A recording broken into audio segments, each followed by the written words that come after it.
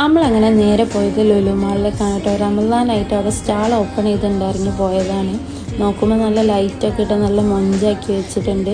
നമ്മളങ്ങനെ നേരെ ഉള്ളിലേക്ക് കയറിയപ്പോൾ പലതരം സ്റ്റാളുകൾ ഓപ്പൺ ചെയ്ത് വെച്ചിട്ടുണ്ട്.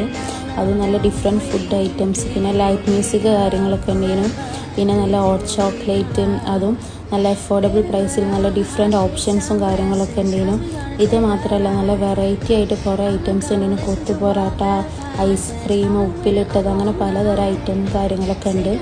പിന്നെ ആദ്യം വാങ്ങിയത് ഡോണറ്റാണ്. അതെൻ്റെ ഫേവറേറ്റ് ഇതിനെ കൊണ്ട് അതിലേക്ക് പോയി.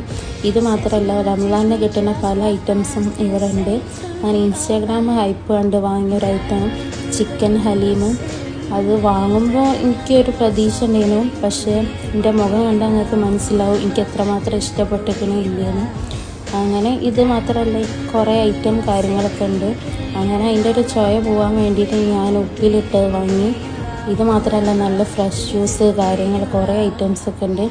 അങ്ങനെ അതൊക്കെ കഴിഞ്ഞിട്ട് നമ്മൾ നേരെ വീട്ടിലേക്ക് പോയി.